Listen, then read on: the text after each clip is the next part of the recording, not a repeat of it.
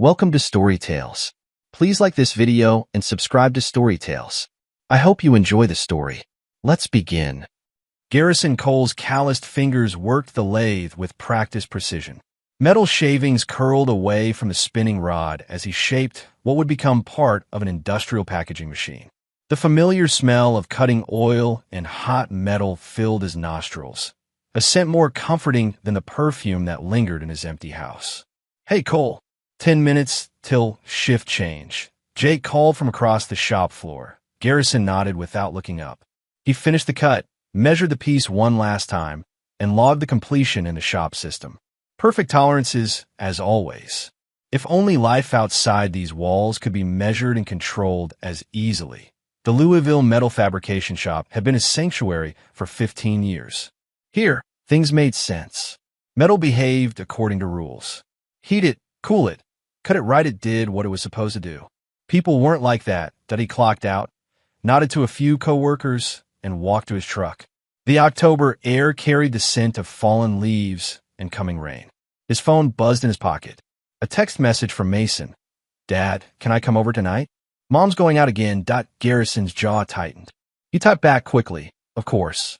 I'll pick you up at 6.3. Appeared, disappeared. Then, she says you have to come get me. Royce needs the car." Garrison took a deep breath. Of course Royce needed the car. Royce needed everything that wasn't his. "On my way." The drive to Kendra's apartment took 20 minutes. He used to make this drive every day when they were married, back to the house they'd bought together. Now she lived in a complex on the east side of town with his son and a man who couldn't hold a job longer than he could hold a football. He parked in the visitor spot and texted Mason. No need to go up and risk seeing her or Royce. But the apartment door opened before Mason could respond, and his son burst out, backpack slung over one shoulder, a model airplane kit clutched in his hand. "Dad!" 10-year-old Mason ran to the truck, his face splitting into a grin that made Garrison's chest ache. "Hey, buddy." He reached across and pushed open the passenger door. "Got your homework?" "Yeah." Mason climbed in, tossing his backpack on the floor. "And Mom said I can stay until tomorrow after school if you can drop me off." Garrison nodded, stealing a glance at the apartment. Kendra stood in the doorway, arms crossed. Even from this distance, he could see the impatience in her stance. She wore workout clothes, though Garrison knew damn well she hadn't been to an actual yoga class in months that he pulled away without acknowledging her. No point in it. "You hungry?" he asked Mason. "Starving. Can we get burgers?" "Sure thing." "Milner's?" "Yes." Mason bounced in his seat. "With the good fries." Garrison felt something loosen in his chest. These moments, just him and his son, made everything else bearable. "Dad!" Mason's voice was suddenly small. "Yeah, buddy. Roy says I'm too old for model airplanes." Garrison's hands tightened on the steering wheel. "That's so. He said only babies play with toys. That I should be into sports and stuff. That airplane kit, that's engineering. Science. Takes patience and skill to put together." Garrison glanced at his son. Nothing babyish about that. Mason smiled, running his fingers over the box. "That's what I thought." They ate burgers at Milner's, a local place Garrison had been going to since he was a kid himself. Mason talked about school, about his science project on magnetic fields, about his friend Derek who'd gotten a new puppy. Not once did Mason mention Kendra or Royce, and Garrison didn't ask. But he watched his son's face, noted the shadows under his eyes, the way he seemed to relax more with each mile that separated them from that apartment. Later, at home, they worked on the model airplane at the kitchen table. Garrison's house was nothing special, a modest 3-bedroom ranch he'd kept in the divorce, but it was clean, organized, and safe. The backyard had a swing set he'd built himself and enough room for a game of catch. "Hand me the wing strut," Garrison said. Mason passed the tiny plastic piece. "Dad? Why did Mom leave?" The question hit Garrison like a sucker punch. He kept his eyes on the model, carefully applying glue. "People change, buddy. Sometimes they want different things." "Does she not want me?" "No." Garrison's response was immediate and firm. "She wants you. We both do. Then why doesn't she act like it?" Garrison set down the wing, looking his son in the eye. "What do you mean?" Mason shrugged, suddenly interested in sorting the tiny screws. She's always going out. Or Royce is over. And they fight a lot when they think I'm sleeping. Garrison absorbed this, filing it away alongside everything else he'd noticed. The missed parent-teacher conferences. The times Mason showed up without a proper lunch. The way his son's clothes seemed to get smaller without being replaced. You know you can always call me, Garrison said. Anytime. For anything. I know. Mason smiled, but it didn't reach his eyes. That night, after Mason went to bed, Garrison sat at his kitchen table with a legal pad. He wrote down dates, incidents, observations. It wasn't the first time he'd done this, but tonight felt different. Tonight, he started a new page titled Custody. In the quiet of his kitchen, with his son sleeping down the hall, Garrison Cole began planning his most important project yet. The first sign had been a text message reflected in the microwave door 6 months ago. Garrison had been heating up leftover stew, waiting for Kendra to come home from her supposed book club. The microwave's dark glass showed the reflection of her phone on the counter behind him, lit up with a message that no book club would ever send. Miss you already. Next time, let's try that thing we talked about. Garrison had stared at that reflection, watching the words fade as the screen went dark. He hadn't picked up her phone, hadn't confronted her. He'd simply finished heating his stew and gone to eat in the living room, alone, the yoga classes that ran until midnight. The new clothes she never wore around him. The way she smiled at her phone and took it with her to the bathroom, that he wasn't stupid. But he was patient, and he had Mason to think about. The final break came on a Tuesday in May. Kendra had come home from work and announced she needed to find herself and was moving out. She was taking Mason, she said, because Garrison worked too many hours and their son needed stability. Stability. As if she knew the meaning of the word, he'd asked only one question. Who is he? Her eyes had widened, then narrowed. Does it matter? I'd like to know who's going to be around my son. His name is Royce. He's a personal trainer at my gym. Garrison had nodded, absorbing the information without visible reaction. Inside, something hard and cold had formed. Not quite anger, something more focused. Now, 6 months later, Garrison stood in his garage, organizing tools that were already perfectly arranged. The habit calmed him, helped him think. His phone rang. Kendra's number. Hello, Garrison. Her voice had that forced cheerfulness he knew meant she wanted something. I need to talk to you about Mason's birthday. He waited, saying nothing. I think we should have it at your place. The apartment complex doesn't allow parties in the common areas, and your backyard is better for the kids. Fine. And I want to invite a few of my friends too. Not just Mason's school friends and your boring work people. Garrison moved a screwdriver 1 centimeter to align perfectly with the others. It's Mason's day, not yours. I'm his mother. My friends want to celebrate too. By friends, you mean Royce. A pause. He's part of Mason's life now, Garrison. You need to accept that. Garrison thought of the folder growing in his desk drawer. Documents. Recordings. Notes from Mason's teacher about missing assignments and tired eyes. Anything else? He asked. Yes. I need money for the cake and decorations. And Mason wants that new game system. I'll handle the cake and decorations. Already got his gift. Garrison glanced at the cabinet above his workbench, the one with the lock. Inside was a box, already wrapped. But it wasn't a game system. Whatever. Just make sure your place is clean. Royce is allergic to dust. The call ended. Garrison placed his phone down precisely on the corner of his workbench. Then, with deliberate calm, he walked to his office and opened the bottom drawer of his desk. Inside was a growing file. He added a note about today's call. About Kendra using Mason's birthday as a way to show off to her friends. About the implied criticism of his home. Next to the legal pad was a business card. Angela Wistrom, family law attorney. He'd already had 3 consultations with her. The strategy was set. The evidence was mounting that he just needed one more piece. The birthday party would provide it. 3 days before Mason's birthday. Garrison left work early to meet with Angela Wistrom. Her office sat above a coffee shop in the older part of town, with brick walls and wooden floors that creaked. The documentation you've provided is thorough, Angela said, peering at him over reading glasses. But are you sure about this timing? Using your son's birthday party as the moment to serve papers that's going to get messy. Garrison met her gaze without flinching. They've made everything about Mason messy. His home life, his schoolwork, his sense of security. He tapped the folder between them. This isn't about making a scene.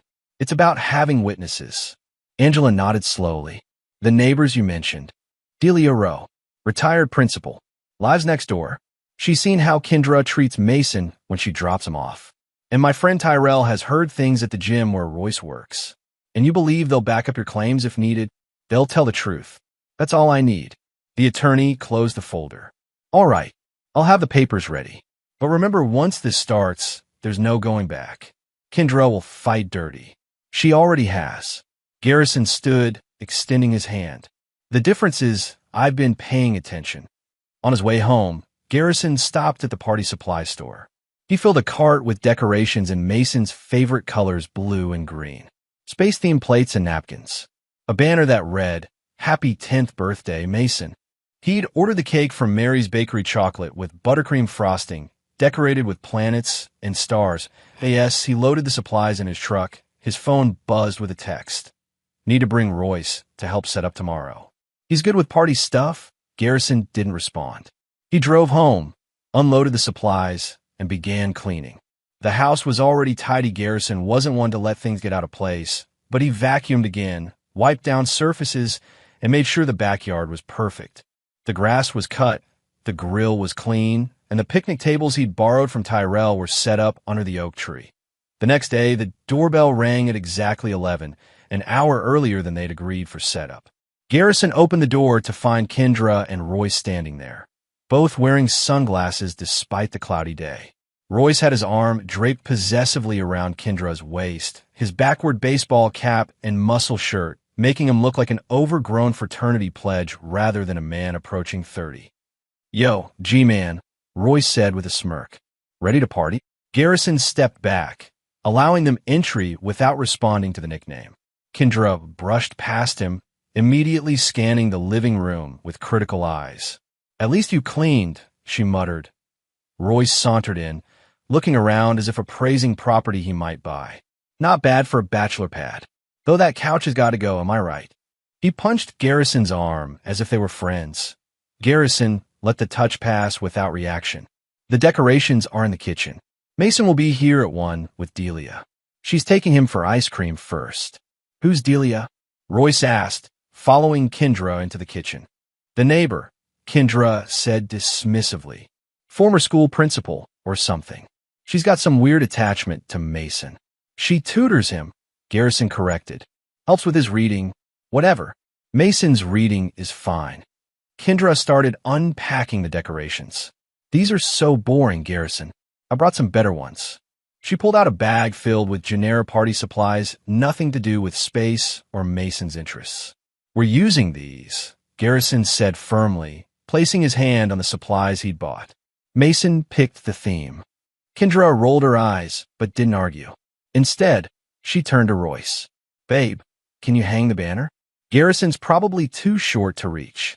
Garrison stood 2 inches taller than Royce, a fact both of them knew. He said nothing, simply taking the banner and hanging it himself, precisely centered over the kitchen doorway.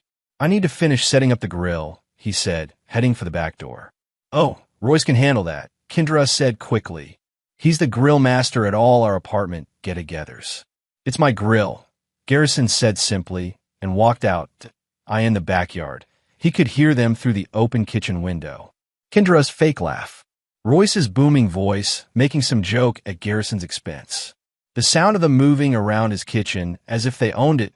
He focused on preparing the grill, checking the propane levels, cleaning the grates one more time. From his pocket, he took out a small digital recorder and placed it under the picnic table, securing it with duct tape. Another went beneath the grill side shelf. The back door opened, and Royce stepped out, 2 beers in hand. He offered one to Garrison. Thought you could use this, man. Dealing with the ex can't be easy. His smile didn't reach his eyes. Garrison looked at the beer, then back at Royce. I don't drink when Mason's around. Royce shrugged. More for me then. Kid's not even here yet.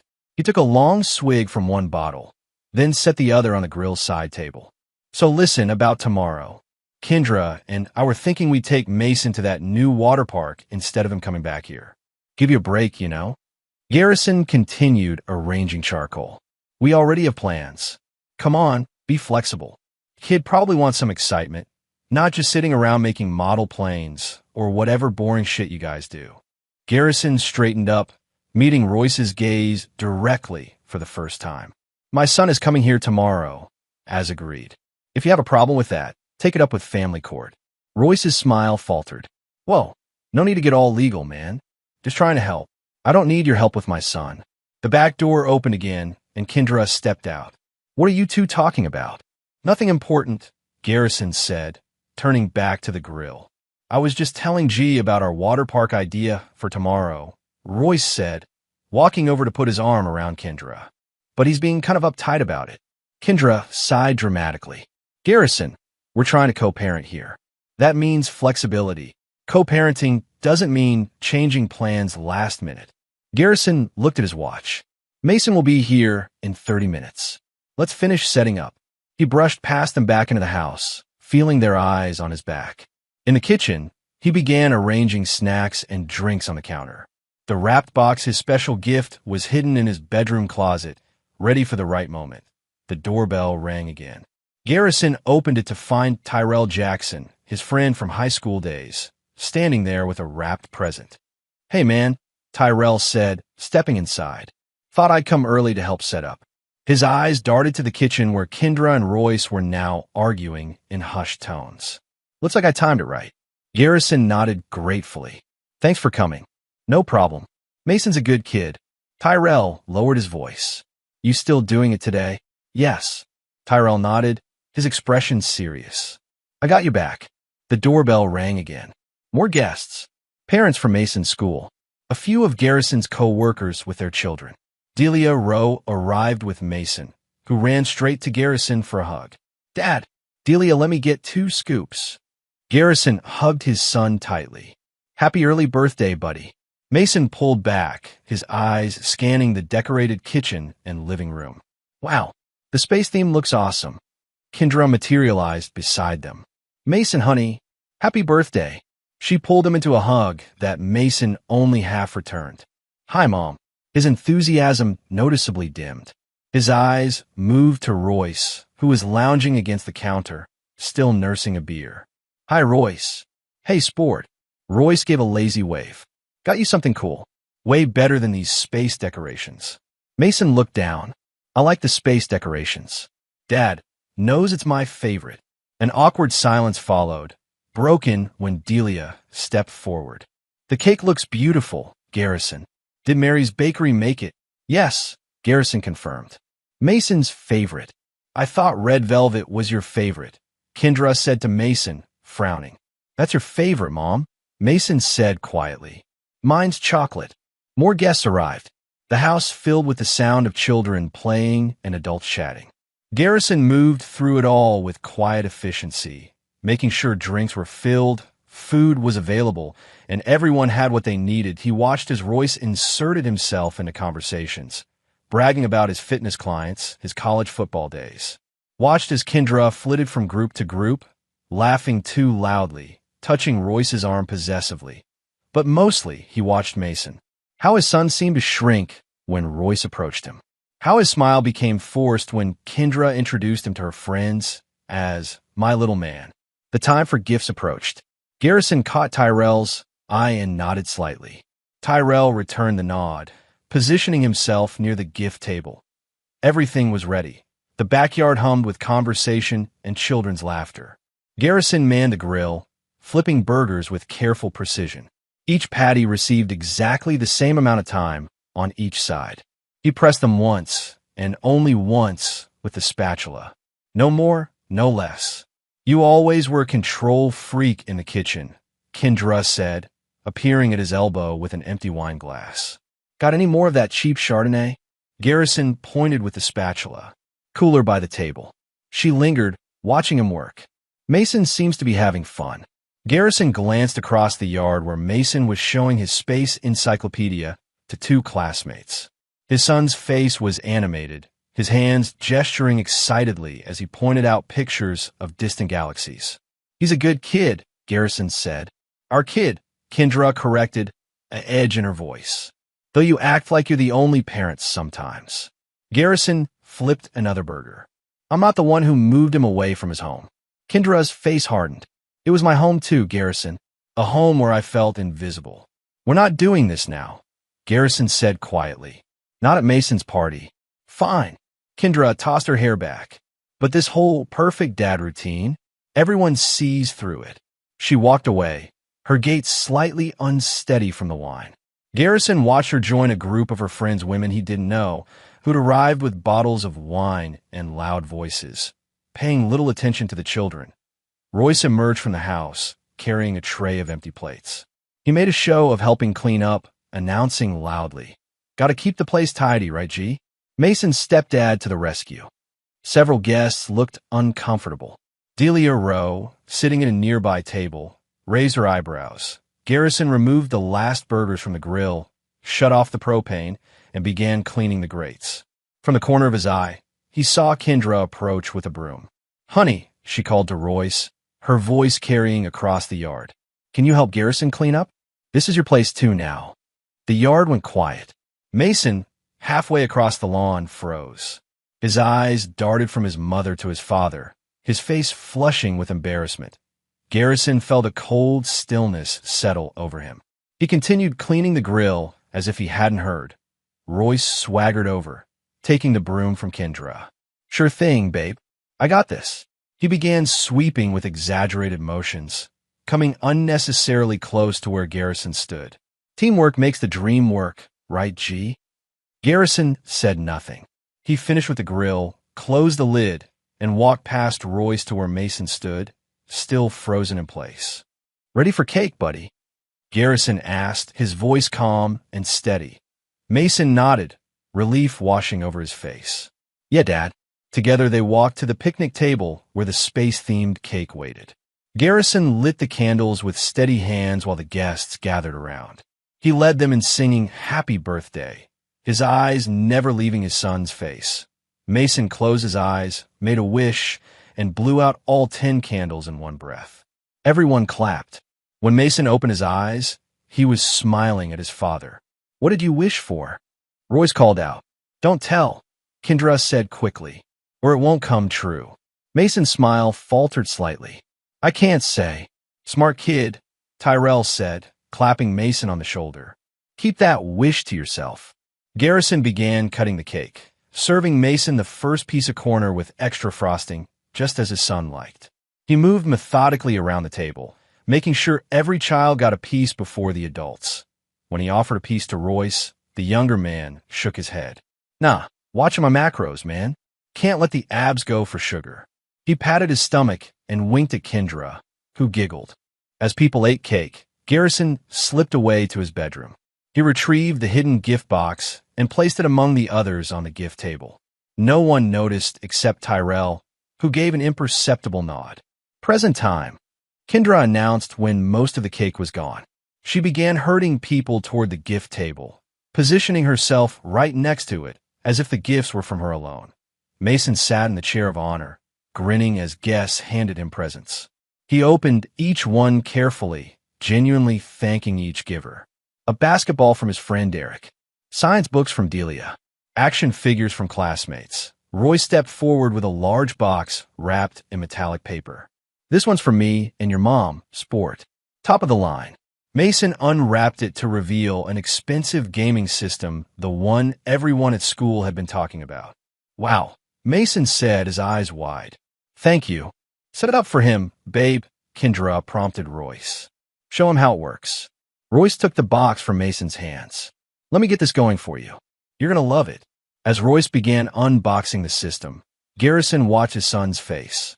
There was excitement there, but also uncertainty, as if Mason wasn't sure how to feel about this gift from the man who'd moved into his mother's life.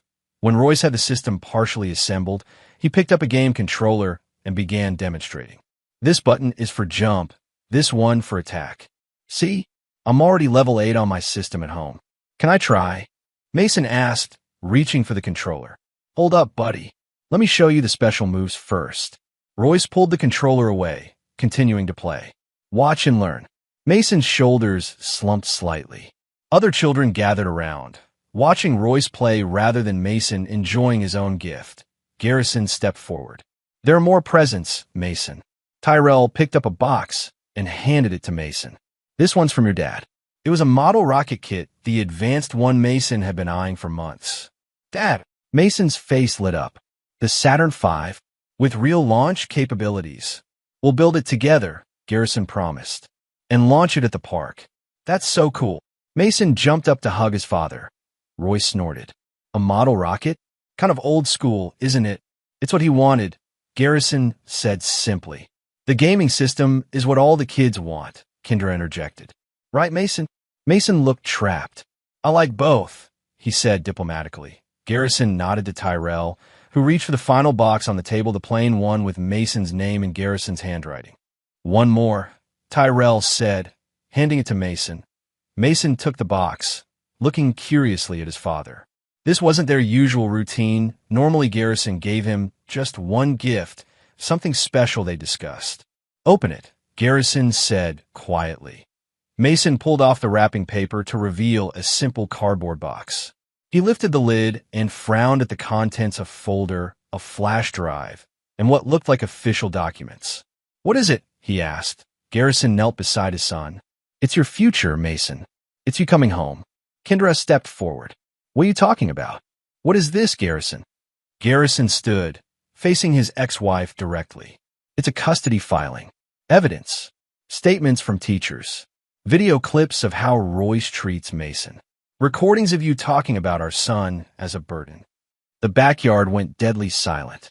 Even the children sensed the tension, huddling together near the cake table. "You're insane," Kendra hissed. "You can't do this." Royce stood up, abandoning the gaming system. "What the hell, man? This is a kid's party."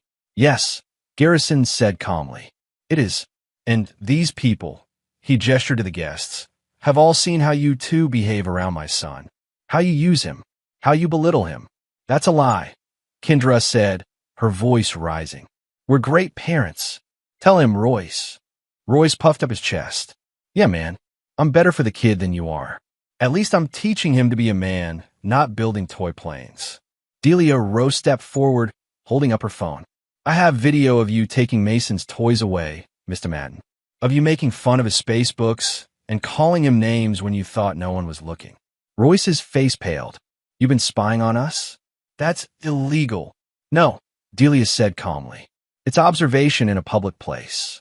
At the school pickup line. At the grocery store. I'm a mandated reporter, young man. I take the emotional welfare of children very seriously." Kendra turned to the other guests, her face contorting. "This is ridiculous. Garrison is trying to poison all of you against me because he can't move on."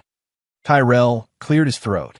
"Kendra, 3 weeks ago you were at O'Malley's bar telling everyone who would listen that, and I quote, 'Mason is Garrison's problem, not mine.' You said you were only keeping him to stick it to your ex. At least 10 people heard you." Guests began murmuring. Parents pulled their children closer. Kendra's friends slipped away toward the house, sensing the implosion. "You set me up," Kendra said, her voice shaking as she glared at Garrison. "You planned this whole thing to humiliate me." "No," Garrison replied evenly. "I planned this to protect my son. The humiliation is all you're doing." Mason stood beside his father, clutching the model rocket kit to his chest. His eyes were wide, darting between the adults. "Mason," Kendra said, forcing a smile. "Honey, your father is just confused. You love living with me and Royce, don't you? Tell everyone how happy you are." Mason looked down at his shoes. "I want to go home," he said in a small voice. "We're going home," Kendra said sharply. "Right now? Come on." She reached for his arm. "He meant his real home," Delia said. "With his father. You stay out of this, you old bat." Royce snapped. "Enough," Garrison said, his voice cutting through the chaos. "Mason, go with Delia for a few minutes. I need to talk to your mother and Royce." Mason nodded, relief evident on his face as he went to Delia's side. She put a protective arm around him and led him into the house. The party was effectively over. Parents began gathering their children, making quick, awkward goodbyes. Tyrell stayed, positioning himself near Garrison. Two of Garrison's co-workers lingered as well, sensing their friend might need support. When only a small group remained, Garrison faced Kendra and Royce in the center of the yard. "The hearing is scheduled for next Tuesday," he said. "You'll be receiving official notification from my attorney tomorrow. You think any judge is going to take a kid from his mother?" Kendra laughed bitterly. "You're delusional, Garrison. Maybe in the past you'd be right. But things change when there's evidence. When there are witnesses." "Witnesses to what?" Royce demanded. "Us being normal parents?" "Witnesses to neglect," Garrison said. "To emotional abuse. To putting your relationship drama above my son's well-being." Kendra's face twisted with rage. "You planned all of this. Recorded us without permission. Turned our friends against us. I didn't need to turn anyone against you. You did that yourselves." Garrison gestured to the half-abandoned party. "Everyone here saw how you two behave. How you treat Mason like an afterthought. This isn't over," Royce threatened, stepping closer to Garrison. "Not by a long shot." Tyrell moved forward, his presence a silent warning. Royce hesitated, then backed down. "Get off my property," Garrison said quietly. "Both of you." "Fine," Kendra spat. "But we're taking Mason." "No," Garrison said. "He's staying here tonight, as was already agreed. You can't keep my son from me." "I'm not. You'll see him at the hearing. And after that, according to whatever schedule the court decides." Kendra looked like she might explode. Her face flushed, hands trembling. "You're going to regret this, Garrison. I swear to God." "The only thing I regret," Garrison said, "is not doing it sooner." Royce put his arm around Kendra. "Come on, babe. Let's go. We'll handle this with our own lawyer." They stalked out through the side gate, not bothering to take the gaming system they'd brought. The remaining guests watched them go in silence. When they were gone, Tyrell clapped Garrison on the shoulder. "You okay, man?" Garrison nodded. "I need to check on Mason." He found his son in the kitchen with Delia. Mason was helping her clean up, his face serious but composed. "Hey, buddy," Garrison said gently.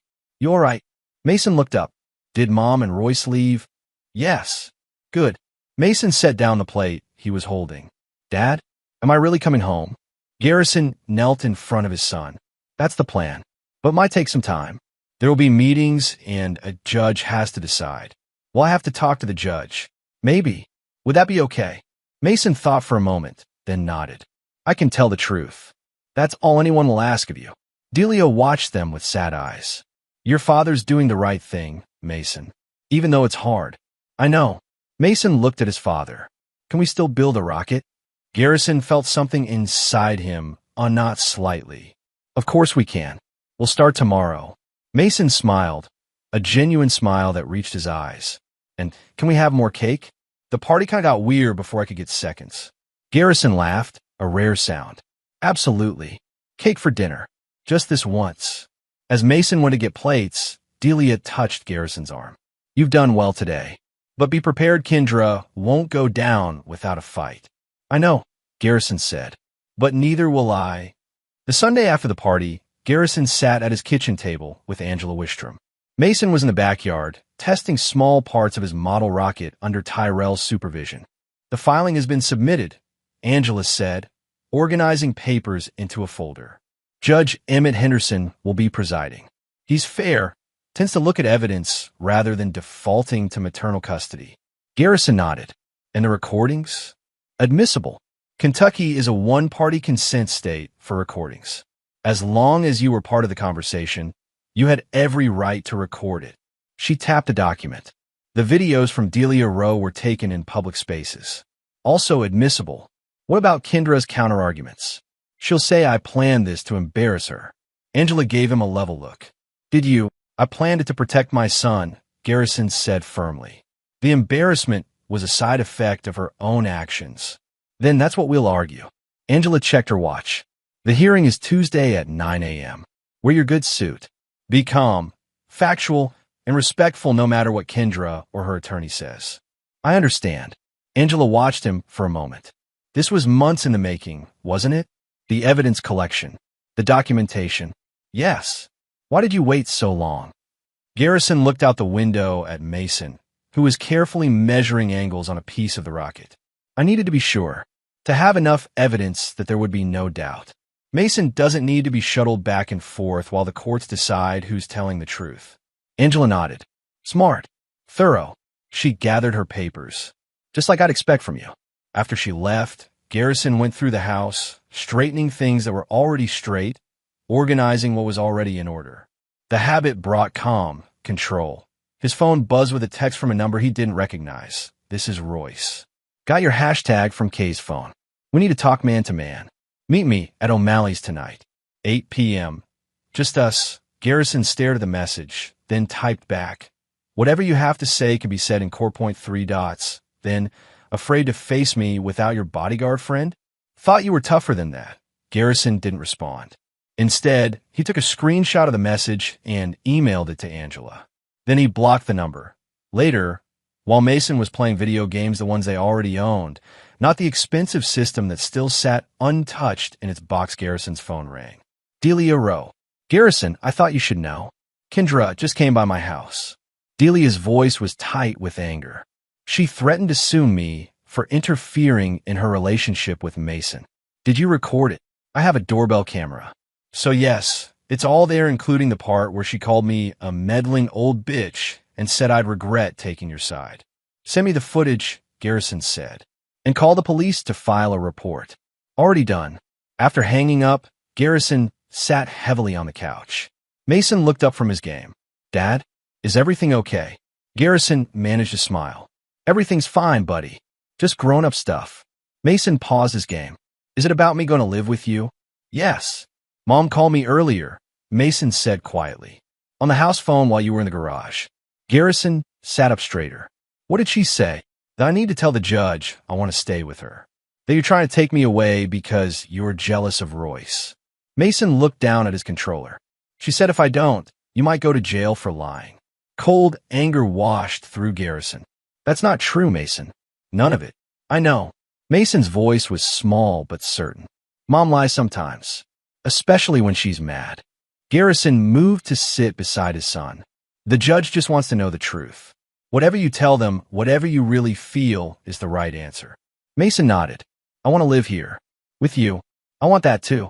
Garrison put his arm around his son's shoulders. Now finish your game. Then we need to get your backpack ready for school tomorrow. That night, after Mason went to bed, Garrison sat at his desk, updating his documentation. He added notes about Royce's text, Kendra's visit to Delia, and the call to Mason. Each piece of evidence strengthened his case that he'd been preparing for this moment for months, collecting information like a spider building a web. Patient, methodical. Every inappropriate comment from Royce, every missed school event from Kendra, every time Mason came home hungry or tired or confused, all documented with dates, times, and witnesses when possible. The flash drive in Mason's birthday box contained it all, organized and irrefutable. Garrison had copies, backups of backups. He'd been a machinist long enough to know that precision and preparation were everything. There was a soft knock at his office door. Mason stood there in pajamas, hugging his space encyclopedia. Can't sleep? Garrison asked. Mason shook his head. I had a bad dream. Want to talk about it?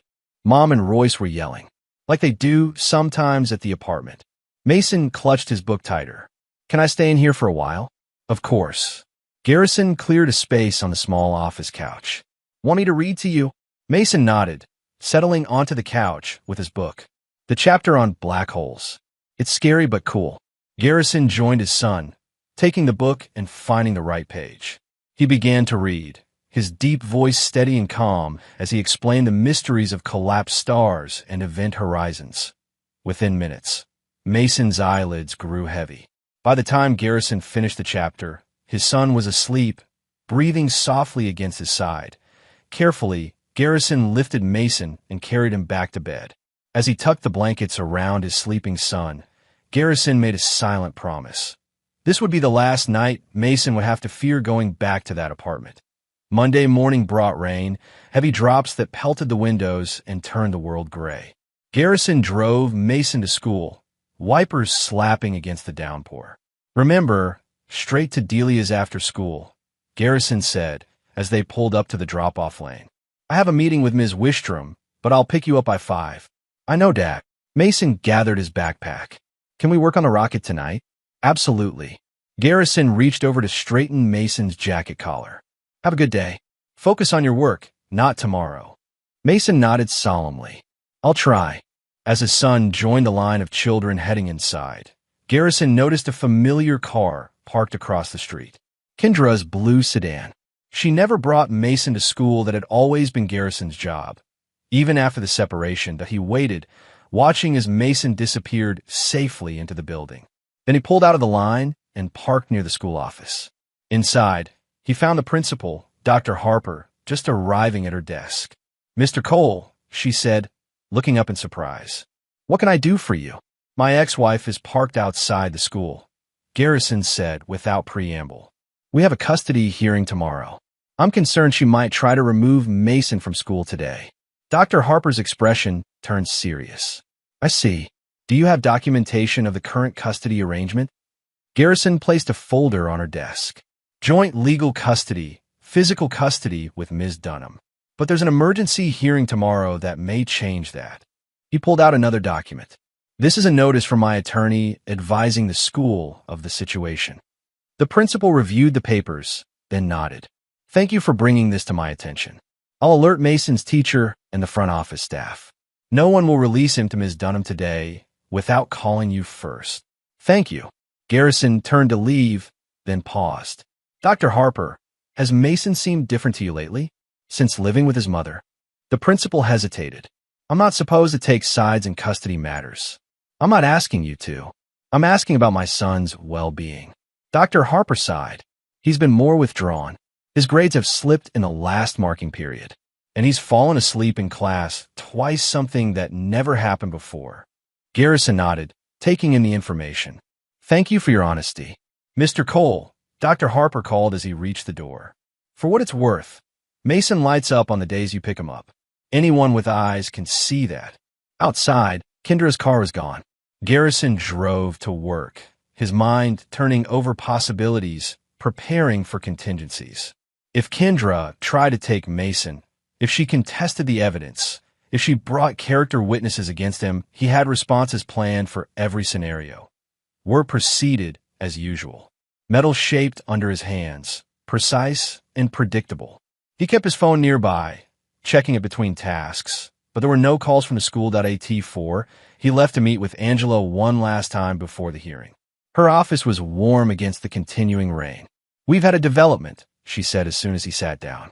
Kendra has hired Francis Lawton. Garrison recognized the name. A high-profile divorce attorney, known for aggressive tactics. Can we afford to counter him? He asked. Angela smiled thinly. We don't need to outspend him. We just need to outthink him. She pushed a document across her desk. I filed a motion to introduce Delia Rowe's doorbell camera footage. Judge Henderson granted it this afternoon. Garrison nodded, scanning the document. What's our strategy? Simple truth. We present the evidence chronologically, show the pattern of behavior. Angela leaned back in her chair.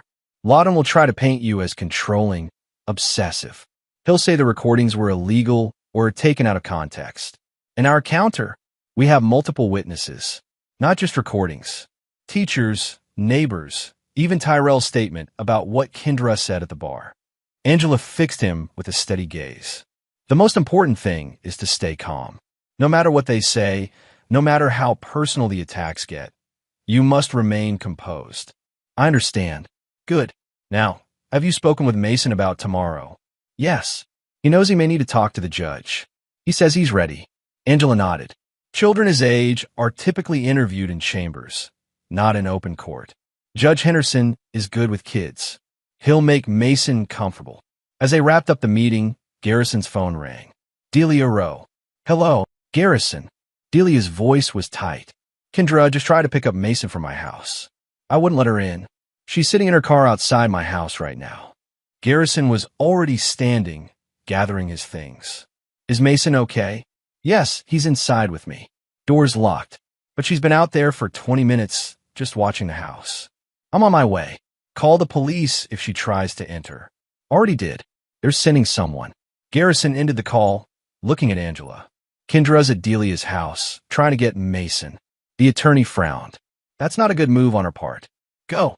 Document everything. The drive to Delia's took 15 minutes through rain-slick streets. When Garrison arrived, a police car was already parked out front, and an officer was speaking to Kendra beside her car. Garrison parked and approached slowly, keeping his expression neutral. The officer looked up as he approached. Mr. Cole? I'm Officer Brennan. Ms. Dunham says she's here to pick up her son. We have a custody hearing tomorrow, Garrison explained calmly. Mason was scheduled to stay with me tonight, as agreed last week. Kendra's makeup was smeared from rain or tears. He's my son. I have primary custody. Ms. Dunham, the officer said firmly, according to the custody agreement you showed me, today is Mr. Cole's scheduled time with your son. Unless you have a court order stating otherwise, he has every right to have the child tonight. This is bullshit, Kendra hissed. Garrison's poisoning everyone against me, even the cops. Ma'am, I'm going to ask you to lower your voice and calm down, Officer Brennan said. Garrison looked past them to Delia's house, where Mason's face appeared briefly in a window. The boy looked scared. Kendra, Garrison said quietly, you're upsetting Mason. This isn't helping your case. Don't tell me what helps my case. Kendra took a step toward him, but the officer moved between them. That's enough, Ms. Dunham. I suggest you leave now, before this situation escalates further. Kendra glared at Garrison. This isn't over. No, Garrison agreed. It's not. We'll settle it in court tomorrow. After a few more tense words with the officer, Kendra got back in her car and drove away. Officer Brennan turned to Garrison. Sir, do you feel unsafe? Should we be concerned about further escalation? I don't think she'll be physically violent, Garrison said. But I'm concerned about her trying to take Mason again. The officer nodded. We'll do an extra patrol around your home tonight. And I'll file a report about this incident that you can reference in court tomorrow, if needed.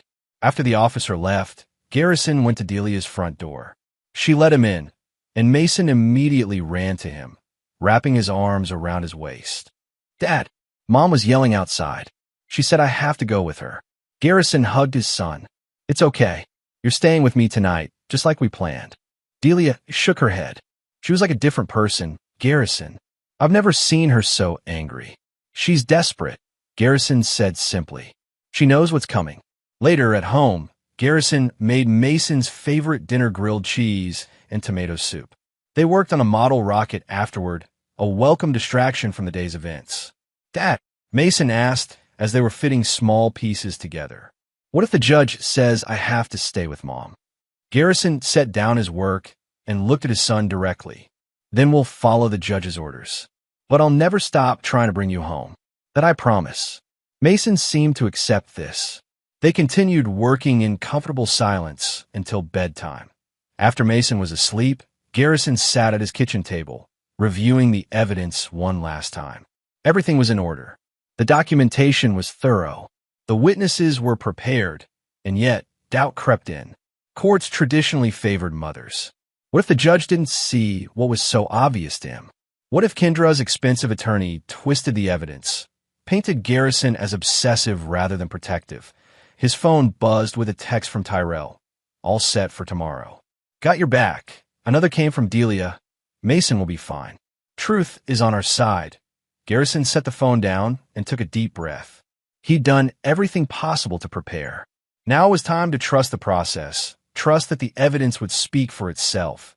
Tomorrow would change everything. Judge Emmett Henderson's courtroom was smaller than Garrison had imagined. Dark wood paneling. The Kentucky state flag beside the American one. The judge's bench raised slightly above the rest of the room. Garrison sat beside Angela Wistrom at the plaintiff's table, his posture straight, hands folded in front of him. His only suit, a navy blue one he'd bought for his grandfather's funeral, felt slightly tight across the shoulders. Across the aisle, Kendra sat with Francis Lawton, a silver-haired man in an expensive suit. Kendra wore a conservative dress, her hair pulled back neatly, looking every inch the devoted mother, a stark contrast to her appearance outside Delia's house the day before. Mason waited in another room with a court-appointed advocate. The judge would speak with him privately before making a decision. All rise, the bailiff announced as Judge Henderson entered. The The judge was an older man with dark skin and silver-rimmed glasses. He moved with deliberate precision, arranging his papers before looking out at the courtroom. "Be seated," he said.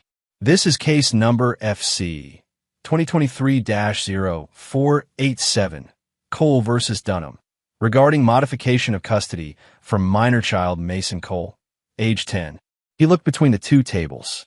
"I understand emotions run high in these cases, but I expect civility and respect in my courtroom. Is that clear?" Both attorneys murmured agreement. "Good. Ms. Wistrom, as the filing party, please present your case." Angela stood.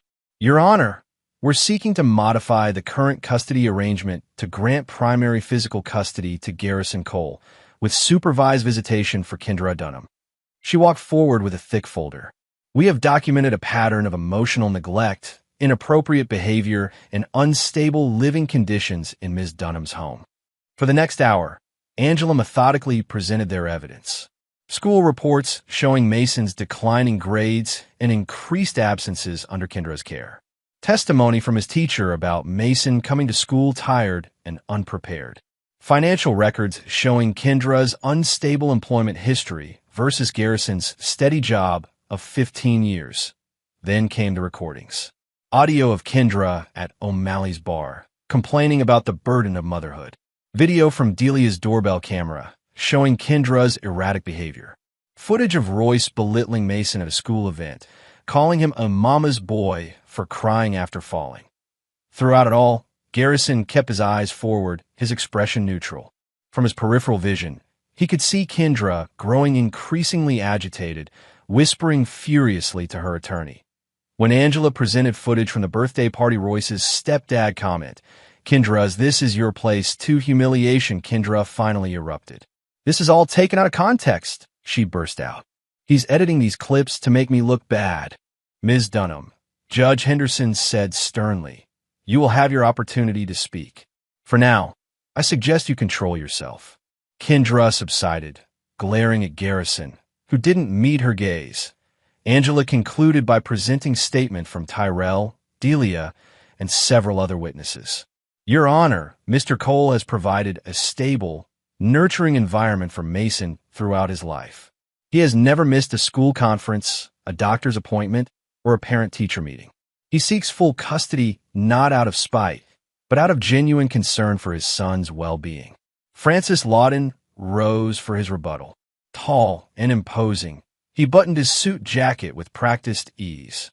"Your Honor, what we've seen today is not evidence of neglect, but evidence of a controlling, obsessive father who cannot accept that his marriage has ended." Lawton paced slowly before the bench. "Mr. Cole has engaged in systematic surveillance of my client. He has recorded her without consent, turned her friends against her, and orchestrated public humiliation at what should have been a joyous occasion, a child's birthday party." He went on to paint Garrison as cold, rigid, and emotionally unavailable. He described Kendra as a loving mother doing her best under difficult circumstances. "Are there challenges in Ms. Dunham's home? Of course. Show me a household without them." But rather than communicate his concerns like an adult, Mr. Cole chose to build a case in secret, storing up grievances until he could deploy them for maximum damage. When Lawton finished, Judge Henderson adjusted his glasses. "I'd like to hear from the parents directly." He looked at Garrison. "Mr. Cole, please approach." Garrison rose and walked to the witness stand. After being sworn in, he sat with his hands resting lightly on his knees. "Mr. Cole," the judge said, "in your own words, why are you seeking custody of your son?" Garrison met the judge's gaze directly. "Because he needs stability, Your Honor. Structure. A home where he feels safe and valued. And you don't believe he has that with his mother?" "No, sir." Garrison's voice remained steady. "Since moving in with Ms. Dunham and Mr. Madden, Mason's grades have fallen. He's often tired, hungry, or emotionally distressed. He's described arguments in the home, instances where he felt ignored or belittled. Some might say you're just angry about the divorce, about Ms. Dunham's new relationship."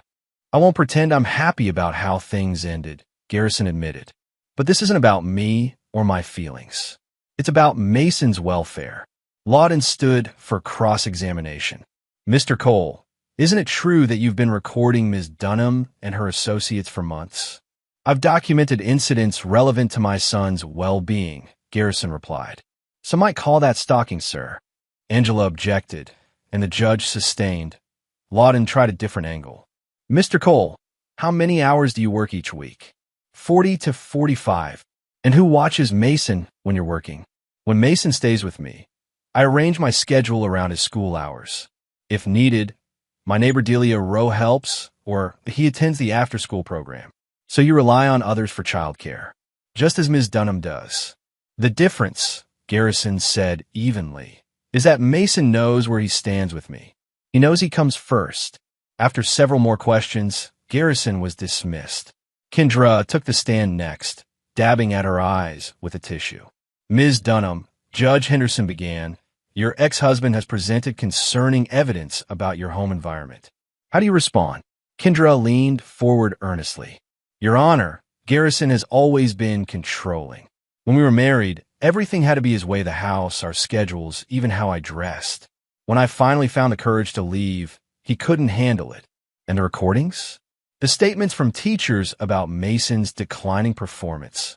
Taken out of context, Kendra insisted. Mason is adjusting to a new situation. That takes time.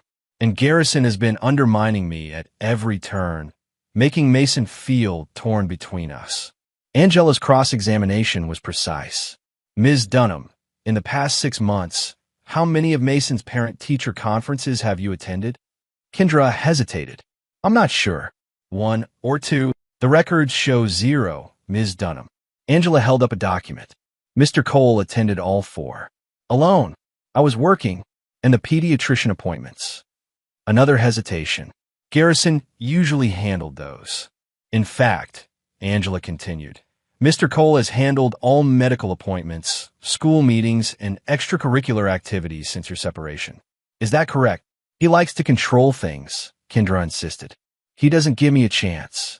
Ms. Dunham, is it true that you referred to Mason as, and I quote, Garrison's problem, not mine, while at O'Malley's bar on April 17th? Kendra's face flushed. I was blowing off steam. Everyone says things they don't mean sometimes. After Kendra stepped down, the judge called for a recess. I'll be speaking with Mason in my chambers. We'll reconvene in 1 hour. As people filtered out of the courtroom, Garrison remained seated, staring straight ahead. He didn't look at Kendra, didn't acknowledge Lawton's contemplative glances. You did well, Angela said quietly.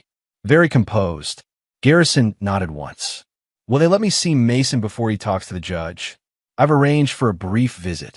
Come on. They were led to a small conference room where Mason sat with his court advocate, a kind-faced woman named Ms. Winters. Mason jumped up when Garrison entered. Dad! Garrison hugged his son tightly. Hey, buddy, is it over? Do we know yet? Not yet. The judge wants to talk to you. Mason's face grew serious. What should I say?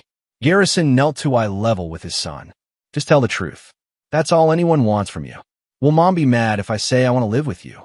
Your mom loves you, Garrison said carefully. She might be upset, but that's not your responsibility.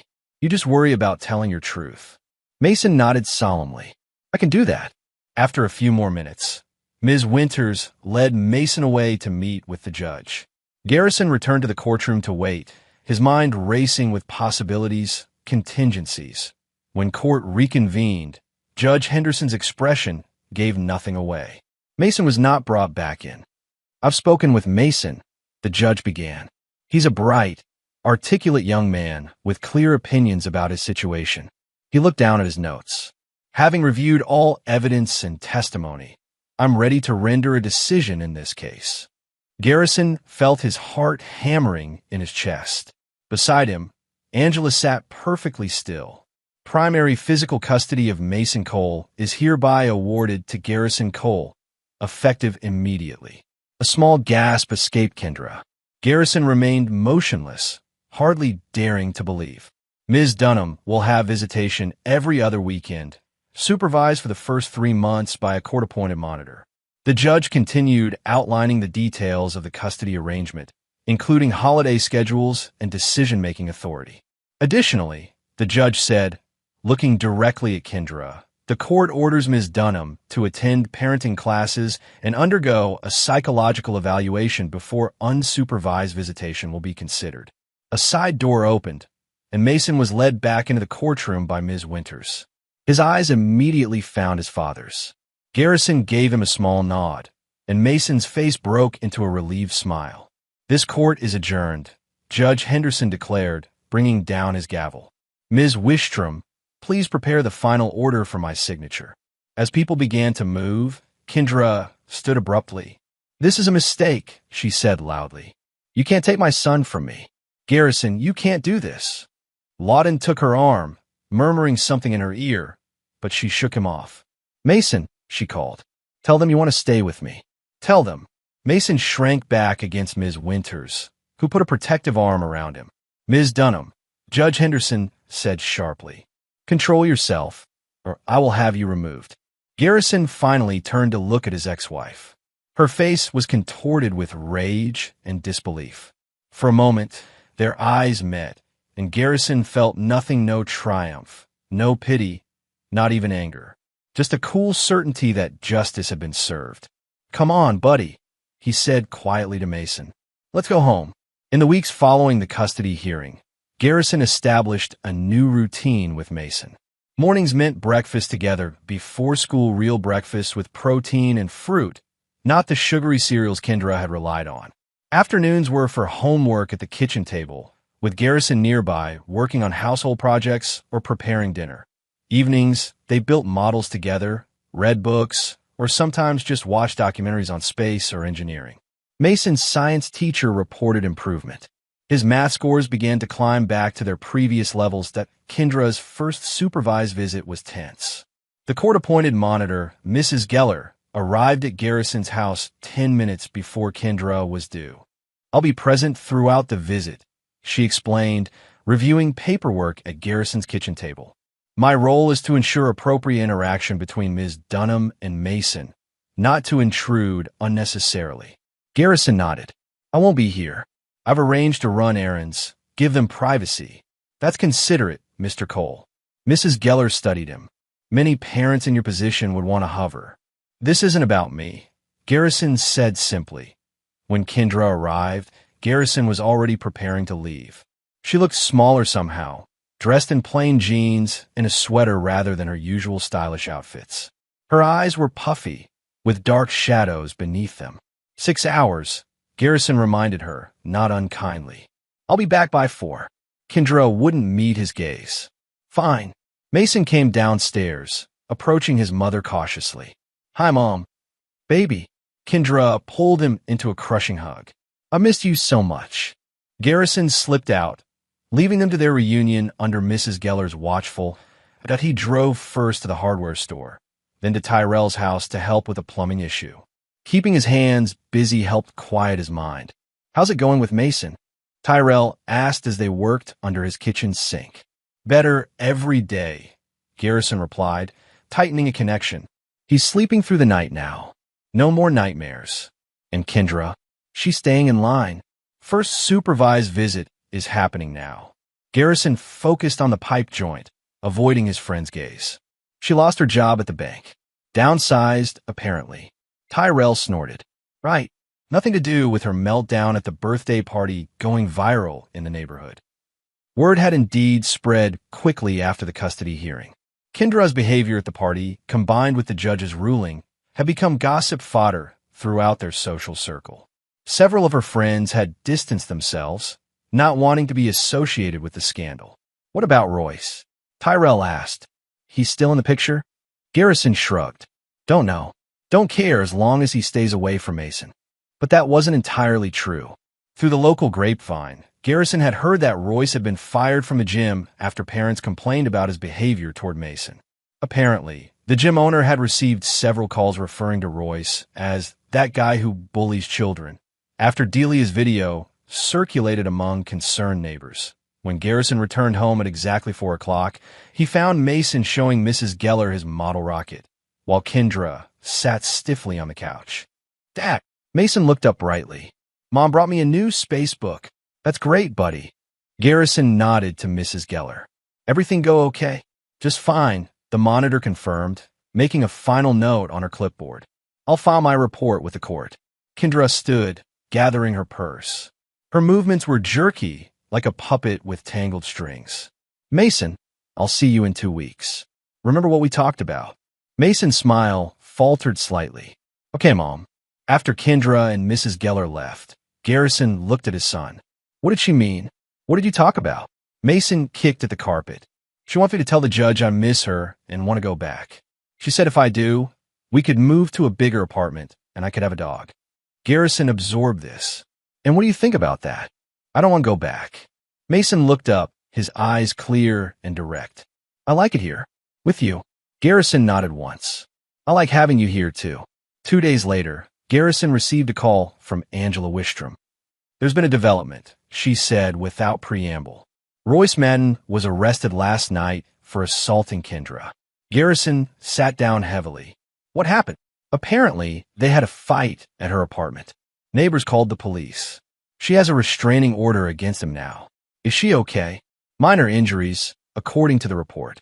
But Garrison, there's more. Angela paused. Kendra told the police that Royce has been verbally abusive to Mason in the past. She's claiming she didn't report it because she was afraid of him. That's convenient, Garrison said flatly. Now that she's lost custody, it gets worse. She's using this as grounds to petition for reconsideration of the custody ruling, claiming she's a domestic violence victim who deserves another chance. Will the judge buy it? Unlikely, Angela assured him. Judge Henderson isn't easily manipulated. But I wanted you to be prepared if Kendra tries to spin this new narrative with Mason. After hanging up, Garrison wandered into the backyard. The evening air was cool, carrying the scent of early autumn. He stood looking at the oak tree where Mason's birthday party had been held, remembering the moment everything had changed. Inside, Mason was practicing piano, something he'd asked to learn after moving back home. The simple melodies drifted through the open window, sometimes halting, sometimes flowing smoothly. Garrison closed his eyes, letting the sounds wash over him. For the first time in years, his home felt complete. The constant tension in his shoulders had begun to ease. The vigilant part of his mind, always watching, documenting, preparing, had quieted somewhat. Not entirely. Never entirely. But enough to breathe. The piano stopped. Footsteps approached. Dad! Mason appeared in the doorway.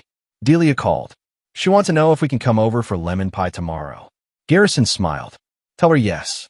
After your homework. The fallout continued to ripple through their community. Kendra's petition for reconsideration was denied, with Judge Henderson noting that convenient timing does not transform facts. The supervised visitations continued, though Mason reported that his mother seemed different, subdued, sometimes distracted. 3 weeks after the arrest, Tyrell brought news from the gym where he worked out. Royce is gone, he reported as they watched Mason and Tyrell's daughter, Amara, playing basketball in the driveway. Left town, apparently. He couldn't get another training job after word got around. Good, Garrison said simply. And Kendra's moving too. Did you know that? Garrison turned to his friend. Moving where? Her cousin's place in Indianapolis. Lost her apartment after the bank let her go. Tyrell watched Garrison's face carefully. You okay with that? Her being that far from Mason? Garrison considered the question. Part of him, the part that had documented every slight, every neglect, wanted to say yes. Wanted to feel satisfaction at Kendra's downfall. But another part, the part that was Mason's father, knew the truth was more complicated. Mason needs his mother, he said finally. Even if she's flawed, distance will make that harder. Tyrell nodded slowly. You're a better man than me, Cole. I'd be celebrating. No, Garrison corrected. I'm just thinking about Mason. The news of Kendra's planned move came officially through her attorney the following week.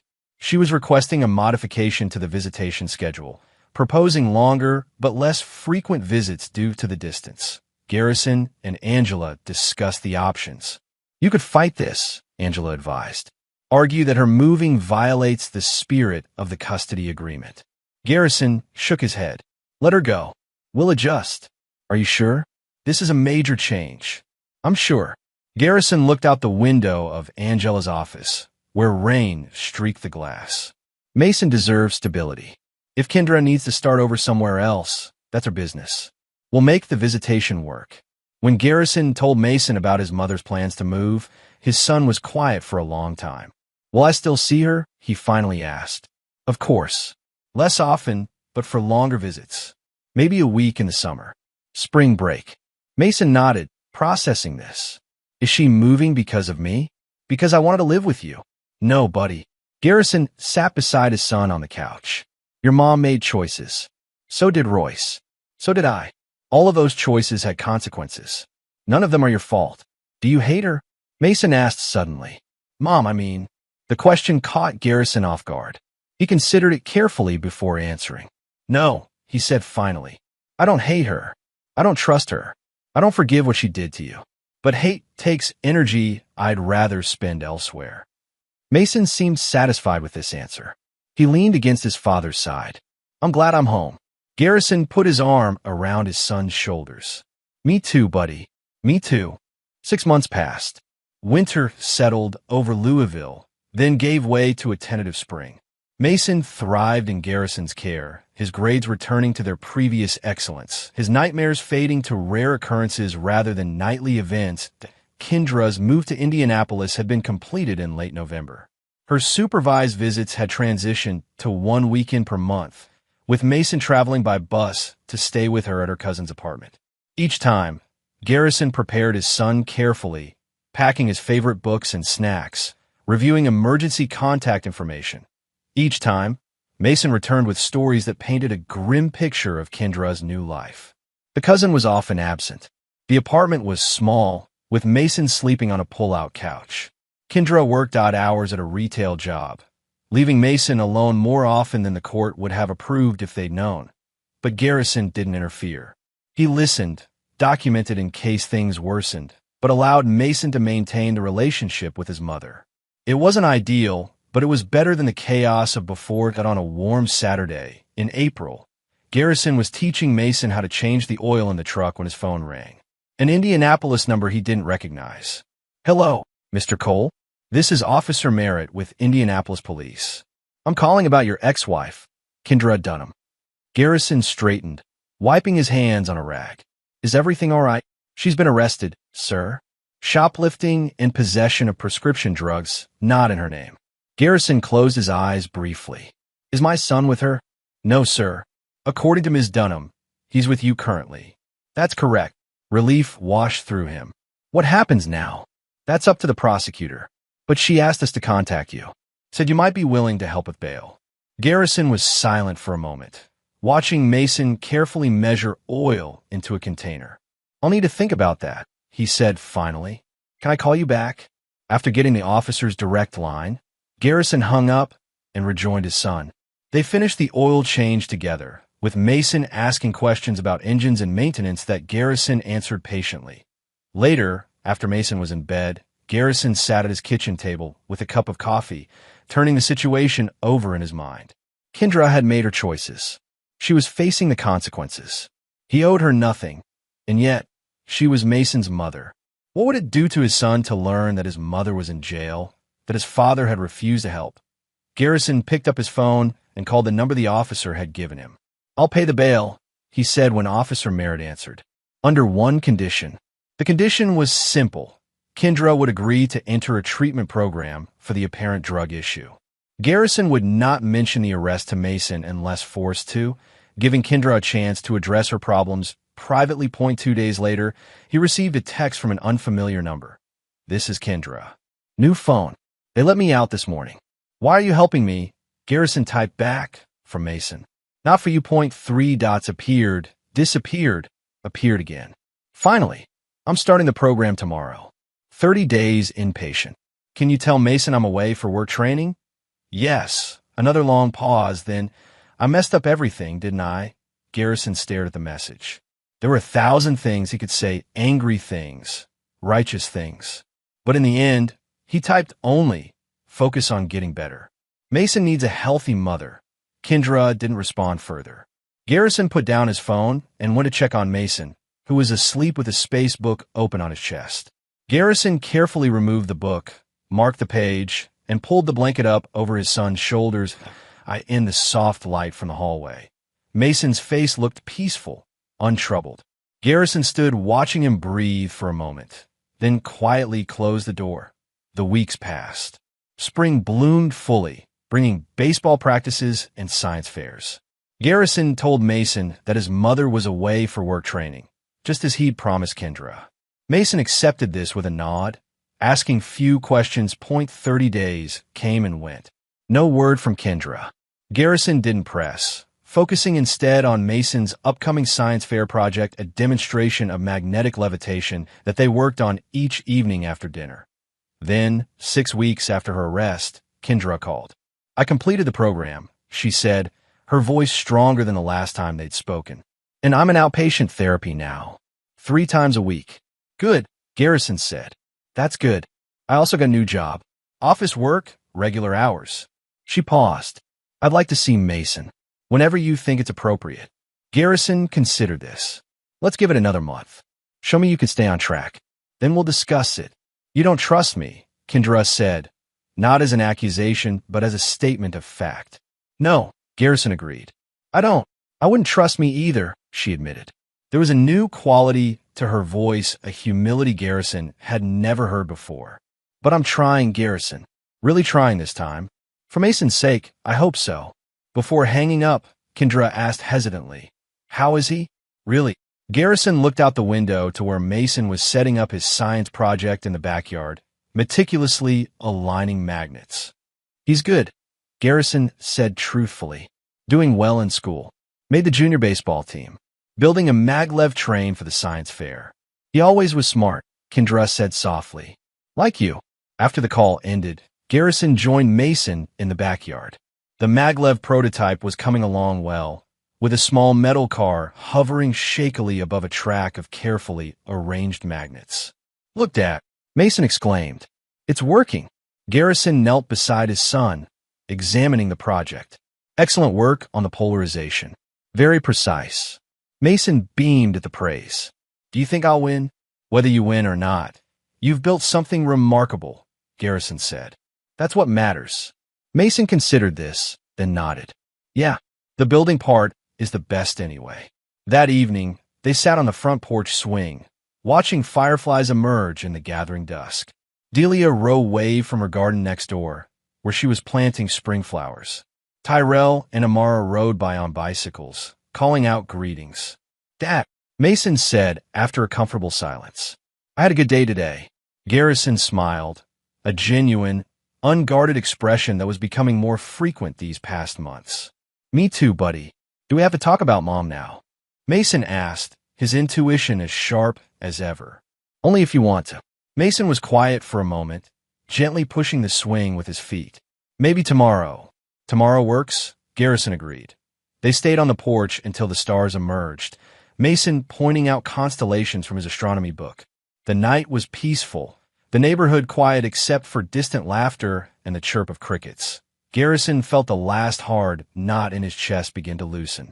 Not dissolving completely, some vigilance would always remain, but transforming into something less rigid, more open to possibility. The greatest victory wasn't in Kendra's downfall or in the court's decision. It wasn't even in bringing Mason home, though that was precious beyond measure. The real victory was in this moment, his son beside him, secure and thriving, looking toward the stars instead of hiding for shadows. 1 year later, Garrison stood in his backyard beside a picnic table laden with food. Blue and green balloons, still Mason's favorite colors, bobbed on gentle breezes. A banner reading, "Happy 11th Birthday, Mason," hung between 2 trees. This year's party was smaller, more intimate. Just the people who truly mattered in Mason's life. Delia Rowe arranged chips and dip on a platter. Tyrell manned the grill, flipping burgers with theatrical flourishes that made the children laugh. Mason and Amara played basketball with a few classmates, their shouts and laughter filling the yard. And off to one side, sitting somewhat awkwardly in a lawn chair, was Kendra. She looked different now. The flashy clothes and excessive makeup were gone, replaced by simple jeans and a blouse. Her hair was its natural brown instead of the bleached blonde she'd favored before. Most striking was the change in her eyes, clearer, More present point, 8 months of sobriety had transformed her. The outpatient therapy had continued longer than mandated by the court. The new job had become a stable career track with benefits. The cousin's apartment had been replaced by a small but tidy place of her own. The supervised visitation had eventually transitioned to regular weekend visits once a month, with phone calls in between. Mason approached these visits with cautious optimism rather than dread. Garrison had not forgiven Kendra for what she'd done, but he had acknowledged her efforts to change, to be better for their son. It was not friendship. It would never be trust. But it was a functional co-parenting relationship built on clear boundaries and Mason's best interests. Royce was long gone, having moved to Florida after being unable to rebuild his reputation in Kentucky. No one mentioned his name anymore. Cake time, Delia called, bringing out the space-themed cake, a tradition they'd maintained. Mason ran over, his face flushed with exertion and happiness. It looks awesome. Garrison lit the 11 candles as everyone gathered around. Mason caught his eye across the flickering flames and smiled a smile without shadows, without fear. After the singing and the wish and the cake, it was time for presents. Mason opened each one with genuine enthusiasm, thanking each giver personally. A telescope from Delia, sports equipment from Tyrell and Amara, books and games from classmates. Kendra's gift was a tablet for reading and homework, practical, thoughtful, within her means. Mom, this is great. Thanks. Mason hugged her, and she hugged him back, something careful and hopeful in her expression. Garrison's gift was last a wooden box he'd made himself, with Mason's name carved on the lid. What's inside? Mason asked, running his fingers over the smooth wood. Open it, Garrison prompted. Inside was a set of precision tools, small screwdrivers, calipers, measuring instruments, each nestled in a custom-cut foam insert. Your own tool set, Garrison explained, for your models and projects. Mason's eyes widened. Just like yours. Just like mine, Garrison confirmed. And there's one more thing underneath. Mason lifted the foam insert to reveal an envelope at the bottom of the box. He opened it curiously, pulling out a certificate. Junior engineering camp at the university this summer, Garrison explained. 2 weeks of building and designing with other kids who love science. Dad, Mason threw his arms around Garrison's neck. This is the best present ever. As the party continued, Garrison moved about the yard, making sure everyone had what they needed. He stopped beside Kendra, who was watching Mason explain his new tools to his friends. Thank you, she said quietly, for letting me be here. Garrison nodded once, acknowledging without warming. He wanted you here. That's what matters. Kendra looked at him directly. I know you'll never forgive me. I don't expect you to, but I want you to know that I see it now, what a good father you've always been. How much he needs you. Garrison said nothing. Some truths didn't need his confirmation. I'm still his mother, Kendra continued. I always will be. But you're his home, Garrison. You always have been. She walked away then, joining a conversation with Delia about the flowers blooming along the fence line. Later, as guests began to leave, Mason sat on the porch steps with his father, the wooden toolbox open beside him. Hey, Dad, remember last year's party? With the custody papers and everything. Yes, Garrison said simply. I knew something was going to happen, Mason confessed. I saw you putting all those folders together at night. Heard you talking to Ms. Wistrom on the phone sometimes. Garrison looked at his son with newfound respect. You never said anything. I knew you were working on something important. Mason picked up one of his new tools, turning it over in his hands. Like when you're making a special part at work. You get this look on your face like you're seeing something no one else can see yet. Garrison smiled slightly. Smart kid.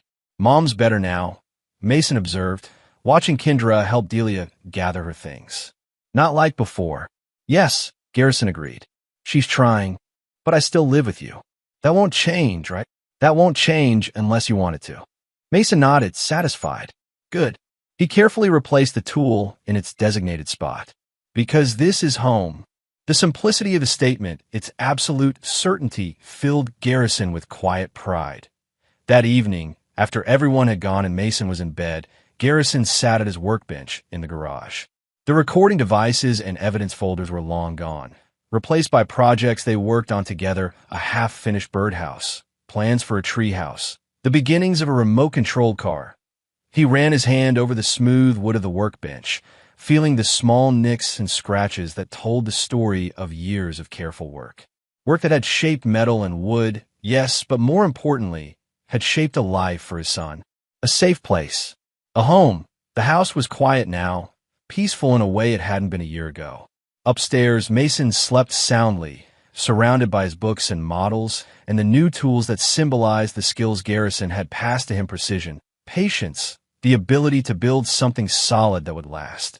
Outside, spring stars shone in a clear sky. The same stars Mason studied in his astronomy books.